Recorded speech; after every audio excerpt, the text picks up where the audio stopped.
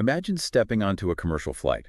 You walk down the aisle, find your seat, settle in, and look out the window at the trailing edge of the wing. Right, getting ready for a completely standard flight. Exactly. When that plane pushes back from the gate and eventually throttles up down the runway, you are extending a massive amount of trust. You trust the pilot's training, the metallurgy of the turbine blades, the structural integrity of thousands of pounds of aluminum and carbon fiber. Yeah, we're heavily conditioned to view engineering purely through that lens of physical materials. We look at metal, wiring harnesses, hydraulic fluid. We look at the tangible things we can actually touch or measure. But there is a deeper layer of trust you are extending without even realizing it.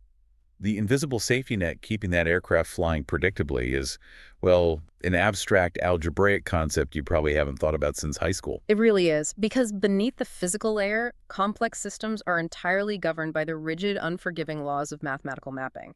If the mathematics fail, the physical materials, they have no structural logic to fall back on. And that is exactly our mission for you on today's deep dive. We are analyzing a truly fascinating set of engineering and computer science notes titled Day 2, Mathematical Mappings and Multi-Domain Structural Bounds. It's a great set of notes, very detailed. Yeah, and we are going to take these abstract equations right off the chalkboard and drag them into the real world. Because these structural bounds are quite literally the absolute guardrails of modern life. They really are everywhere. They prevent planes from falling out of the sky, they stop your physical computer keyboard from scrambling your passwords, and they keep massive cloud network from quietly black holing your data into oblivion. Which sounds like an incredible amount of operational pressure to place on just a few theoretical concepts, right? But the notes demonstrate that these algebraic laws scale perfectly from a single microchip to a global server network. Assuming the architects build it right. Exactly. Provided the system architects don't design a topology that inadvertently violates those laws. Okay, let's unpack this. What exactly are the specific mathematical laws we are talking about, and how are they acting as these system guardrails?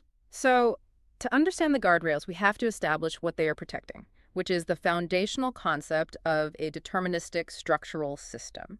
In mathematics, this is expressed as a function. Right, going back to high school math class here. Right. It is a strict mapping from a domain, which we'll call set A, containing all of our system inputs, to a codomain, or set B, which contains all the possible system outputs. So set A is the operational trigger and set B is the resulting state. Precisely. But simply moving from A to B isn't enough to guarantee system integrity. Engineers have to evaluate the operational efficiency and the boundaries of that mapping. The source material categorizes the health of these mappings using 3 fundamental algebraic criteria. And the first one is about keeping things separate, right? Yes, the first criterion is injectivity, which defines a one-to-one mapping. A structural system is injective if strictly distinct elements in the input domain map to strictly distinct elements in the output codomain. Meaning no two inputs can ever trigger the exact same structural output node. Exactly. It prevents input collision. The second criterion evaluates the other side of the equation. It's called surjectivity, or an onto mapping. Okay, how does that work? A mapping is surjective if the resulting image set completely covers the codomain. Every single valid target node in your output set must be reachable by at least one source element from your input set. You cannot have any unreachable orphan targets just left hanging in the system architecture. Right, no dead ends. Which sets us up for the third criterion, integrating the two. The holy grail of structural mapping is bijectivity. An invertible match. Yes. A deterministic system is bijective when it simultaneously satisfies both injectivity and surjectivity, one-to-one and onto. This creates a flawless, symmetrically invertible pairing between the input states and the output states. So no system state is ever orphaned, and no system state is ever duplicated. That is the perfect scenario, yes. Wait, I need to push back here. I'm struggling to see how an abstract algebraic definition like bijectivity literally dictates the physical wiring of a machine. It can sound a bit detached from reality at first. Yeah, so if I try to translate this to a human level, let's say the domain is a group of people, and the codomain is a room full of chairs. Injectivity means nobody is sitting on each other's laps, right? Right. Distinct people, distinct chairs. And surjectivity means there are absolutely no empty chairs in the room. Every chair has a person assigned to it. You got it. So bijectivity is just a perfect game of musical chairs where every single person has exactly one unique seat. Does that analogy actually hold up when we scale it to industrial hardware? That translates perfectly to industrial hardware, actually, provided we look at how the system processes that room full of chairs. What's fascinating here is how the source material visualizes this mapping mathematically using matrix topology. Okay, so a grid. Right, they detail a programmatic way to evaluate the mapping using an adjacency matrix. In this specific matrix representation, the rows represent the codomain, the outputs, or your chairs. And the columns represent the domain, the inputs, or the people. Exactly. And the notes clarify a crucial nuance regarding how algorithms evaluate this grid. By definition, a mathematical function must be a deterministic system. An input must trigger an action. So it has to go somewhere. Right. Therefore, every single column in this matrix will always have exactly one 1 in it, and the rest zeros. Because every person must sit in a chair. An input cannot just vanish into the ether. It has to map to something, even if it maps incorrectly. Precisely. So reading vertically down the matrix doesn't tell us if the system is failing, because the columns are a structural given. Because the columns are a constant, we have to look elsewhere for the errors. Right. Structural system failures are entirely evaluated by scanning horizontally across the rows. The algorithm scans the output states to determine the system's health. How does that look in the matrix? Well, if an algorithm reads across a row and counts a maximum of 1, 1, 1, that proves injectivity. Nobody's sharing a chair.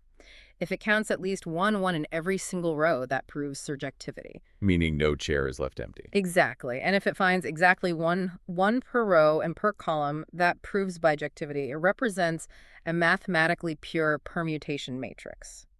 So what does this all mean? We have established the matrix, we understand the rows and columns, but how do these horizontal scans actually apply to the physical pilot sitting in the cockpit we talked about at the beginning? This is where the notes bridge the gap from mathematical topology to life-or-death physical engineering. They lay out a multi-domain mapping, starting with aerospace engineering. Okay, let's put the pilot in the domain. Right. If we define the domain for a pilot, the notes specify it as the cockpit control column displacement values, the physical angle of the stick, measured in degrees. Like the pilot pulls the yoke back 10 degrees, 15 degrees, modifying the input state. Exactly. The codomain is the hydraulic fin actuator extension length out on the wing, measured in millimeters, the physical metal surface changing the aerodynamics of the aircraft. And the function that binds them together. That's the mechanical fly-by-wire electronic signaling linkage. So we have the input in the cockpit, the output on the wing, and the fly-by-wire system acting as the matrix mapping the two together. That's the architecture. Now let's apply an injective failure to that fly-by-wire linkage. Injectivity demands that no two inputs share the same output, right? Right, no laps being sat on. Exactly. In an aging aircraft, physical mechanical wear or thermal expansion can create slack in the linkage cables, resulting in what aeronautical engineers call a deadband. Oh, that sounds bad. It is. This translates mathematically to a terrifying many-to-one collision. A pilot could move the stick to 10 degrees, then 12 degrees, then 14 degrees, 3 entirely distinct input domains. But because of the slack, the transducer registers no change. Right, and the hydraulic actuator stays locked at the exact same millimeter extension. That introduces a massive command ambiguity. I mean, the pilot is actively altering the domain state in an emergency, but the codomain state is effectively frozen. Yes. The physical slack creates a matrix row with 3 1s in it, multiple distinct inputs mapping to a single parallelized output. It violates the algebraic bound of injectivity, completely degrading the pilot's control authority. Now, look at the other side of the bound, a surjective failure. Surjectivity demands every output must be reachable. In aerospace design, this failure occurs when physical structural limiters in the cockpit mechanically restrict the control column's range of motion before the actuator reaches its limit. Meaning the stick hits a hard physical wall at 30 degrees. Yes, but the hydraulic cylinder out on the wing still has 3 more inches of potential extension capacity. Wow, that creates a physical capability in the aircraft's control surface that the pilot literally cannot access. The hydraulic pressure is there, the engineering supports it, but the mapping makes it a dead zone. It becomes an orphaned state. It is structurally unreachable because the mapping isn't surjective. The input image set cannot cover the outer bounds of the codomain. Which completely illustrates why the absolute baseline for fly-by-wire architecture is a bijective match. Exactly. Engineers must design a fully invertible, deterministic flight control track. Under bijectivity, pilot intent perfectly and unambiguously matches surface dynamics across the entire envelope, with zero deadbands and zero unreachable states. Here's where it gets really interesting, because the underlying premise of this source material isn't just about aviation safety. It's the realization that the physical, life-threatening danger in the sky is mathematically identical to an annoying hardware glitch sitting on the desk right in front of you. Yes, the mathematical shape of the failure remains completely unchanged regardless of the physical medium. The source material seamlessly transitions from aerodynamic hydraulics to hardware and electronics engineering. So we can take the exact same three algebraic pillars and map them directly onto a computer keyboard. Let's isolate the domain and codomain for a standard desktop keyboard. Sure, the domain is the intersecting grid of row and column traces on your physical printed circuit board, the literal plastic keys. The codomain is the generated 8-bit digital key scan codes that are registered in your computer's memory. And the mathematical function mapping them. That's the hardware keyboard controller encoder circuit. So the physical keystroke is the input, and the resulting specific byte of data in the system's memory is the output. Exactly. If we introduce an injective failure into this electronic circuit, the notes describe a scenario where physical debris or a manufacturing defect causes a short circuit across the row traces on the motherboard. Basically bridging two paths together. Right. Because that circuit bridges two separate pathways, pressing two completely distinct physical keys, like the letter A and the letter B, sends the exact same electrical pulse to the encoder. Generating the exact same 8-bit digital byte in memory, which mathematically is the exact same many-to-one collision as the slack in the airplane's control column. You press two different keys, but the computer registers one singular output state. Yes. In hardware engineering, this electrical injectivity failure is the root cause of keyboard ghosting. The user inputs multiple distinct commands, but the matrix architecture forces them to collide on a single data output, scrambling the data integrity. Okay, so if ghosting is our injective failure, how does a surjective failure manifest on a keyboard PCB? How do we end up with empty chairs in computer memory? A surjective failure in peripheral hardware usually happens at the firmware level. A manufacturer might write standard firmware that reserves specific memory addresses, the codomain for media control keys, like volume up or mute. But they flash that firmware onto a budget keyboard device frame that physically lacks those extra plastic buttons. Exactly. The memory registers are fully initialized and sitting in the codomain waiting for an input, but there is no physical key in the domain that is wired to trigger them. They exist purely as orphan states, unhandled register faults. Just like the aircraft's hydraulic fin having an inch of movement the pilot can't physically reach, the keyboard has a volume control that the user can never actuate. The image set fails to cover the codomain. And the moots don't stop at desktop peripherals. They take this exact same mathematical vulnerability and scale it up to the entire internet, mapping it onto software and cloud architecture. This is the leap from a minor desktop annoyance to a catastrophic corporate outage. Let's map the bounds for a cloud network. In distributed cloud architecture, the domain consists of unique inbound HTTP URL request strings. The specific web addresses a user attempts to access. The codomain represents the target backend microservice handler functions, the actual distributed servers executing the logic. And the function mapping the web address to the server is a gateway API reverse proxy routing engine. You've got it. The user submits a URL domain, the gateway evaluates the string, and it routes the traffic to the corresponding backend codomain. Okay, so what happens when that fails? If that reverse proxy gateway loses injectivity, it triggers a critical security and operational crisis. The notes detail how developers often use wildcard matching patterns in their routing logic. Like an asterisk catching all variations. Right, a poorly configured regular expression, a regex wildcard, can become overly broad. It can accidentally catch two completely distinct URL paths, say a public user profile route and a secure administrative settings route, and map both of them to the exact same backend microservice. Wow. Two entirely different web addresses with entirely different security contexts mapping to one single server endpoint, another many-to-one collision. Cloud architects refer to this injectivity failure as route hijacking or overshadowing. The broader wildcard route mathematically overshadows the specific route, stealing its traffic because the mapping wasn't strictly constrained to a one-to-one relationship. It's a huge vulnerability. And if we look for a surjective failure in the cloud, Mm. I imagine a scenario where an engineering team spends months building a highly critical, brand new back-end microservice. Right, they successfully deploy it to their production servers. But they fail to update the API gateway with the URL route that actually points to it. Exactly. The service is live, consuming compute resources in the codomain, but no inbound HTTP request from the domain has the structural logic to reach it. It instantly becomes unreachable dead code. A black hole endpoint sitting on the server, completely orphaned from the architecture. It is genuinely incredible how flawlessly these structural failures mirror each other across completely isolated engineering disciplines. It really is the same math underneath it all.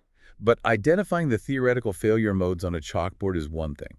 If an engineer is dealing with millions of lines of reverse proxy code or a complex aerospace wiring harness, how do they practically verify these bounds in a live production environment before a catastrophic failure occurs? Well, the source material addresses the practical application of this theory, too. The notes highlight a discrete Python simulation script designed to evaluate these complex system mappings programmatically. So they automate it. Exactly. Modern engineers don't rely on manual audits. They parse the system's structural footprint through automated testing code to mathematically verify injectivity, surjectivity, and bijectivity before the system ever goes live. I noticed a highly specific technical detail about that Python verification script in the notes that I wanted to clarify. The author explicitly states they are bypassing iterative matrix scanning in favor of something called O1 lookups of hash sets. Yes, that's a crucial distinction. For someone who doesn't spend their day writing time complexity algorithms, why is the specific mechanism of a hash set so critical for system architecture? If we connect this to the bigger picture, the distinction between iterative scanning and hash set lookups is entirely about computational scale and system survival. Let's return to the matrix visualization, the massive grid of zeros and ones. Right. Iterative matrix scanning means the CPU literally checks row 1, column 1, then row 1, column 2. It traverses every single node in the grid, sequentially asking, is there a 1 here? It's the computational equivalent of reading every single name in a metropolitan phone book from A to Z just to see if one specific phone number is listed. That's a great way to put it. If you are evaluating a 3-key macro pad, scanning a 3x3 matrix takes fractions of a millisecond. Iterative traversal is completely fine. But we're talking about massive scale here. Right. Imagine evaluating a global cloud architecture routing engine with 10 million distinct URL routes mapping to 50,000 distributed microservices. If your verification script attempts to iteratively scan a matrix containing hundreds of billions of mostly empty nodes just to verify its mathematical bounds, well, the processing overhead of the check itself will choke the CPU. And completely freeze the deployment pipeline. So how does a hash set fundamentally change that mechanism? How does it avoid scanning the empty nodes? A hash set lookup operates in constant time, which is what OCA1 signifies in computer science. Instead of sequentially scanning empty boxes, a hash function acts as a mathematical digest. A digest meaning it shrinks it down. Sort of. When an input mapping is assigned, the algorithm hashes the data, mathematically converting the output state into a direct memory address pointer. When the system wants to verify injectivity asking, does this output already have an input assigned to it? It doesn't search the grid. It knows where to look. Exactly. It simply runs the hash function, teleports directly to that specific memory address, and instantly sees if it is occupied. It bypasses the search entirely. It's the difference between sending a massive search party into a dense forest to grid search for a lost hiker versus the hiker just broadcasting their exact GPS coordinates. The system teleports to the answer. That's exactly it. It allows the mathematical purity of these algebraic bounds to actually keep pace with the massive operational speed of modern software engineering.